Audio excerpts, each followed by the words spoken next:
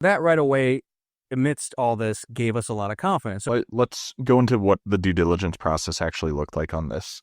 Going back to comps, you said you had realtors value it, around 400,000 or something like that. But with it being relatively unique of a property, how did you feel confident in their valuation? So there's always a lot of things going on, right? We talk about this in a step-by-step sort of way, but that's not reality.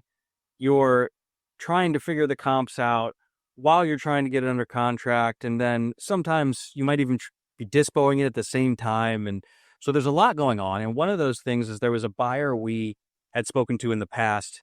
The guy was out of the Southeast, same state, not the same county. And so my acquisition guy called him because he had somehow gotten in touch with this guy and saved him in our CRM. And he was really excited about the property. He goes, "Oh, I've got a client that'll buy this in the mid 350s," because he was a broker, but he didn't want to broker the transaction. He wanted to take this and turn it into an operating mobile home park. So he's like, "Look, I'm going to strike a deal with my guy. I'm not taking a commission. I'm going to buy this with him, but he's going to put up the money." And so this is this broker. So that right away, amidst all this, gave us a lot of confidence. Okay, someone else who knows what they're doing in the area is pretty excited by this property. At the same time, I got a realtor referral from some Facebook group for a guy who was out of the area, focused on land. And I spoke to him, and what do you know? Not only is he a realtor who focuses on land, he taught classes on mobile homes in some capacity. I forget now. This was a conversation a couple months ago now. And talking it over with him, it was clear that South Carolina is a red state. And not only is it a red state, but Union County is very laissez-faire.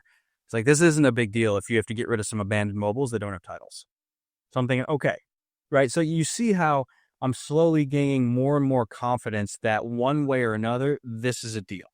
So we reach that point, all these things being juggled at once, and we sign a sales contract to sell the property to, and they know we're under contract to buy it, we don't own it yet, sell to the broker and his buyer.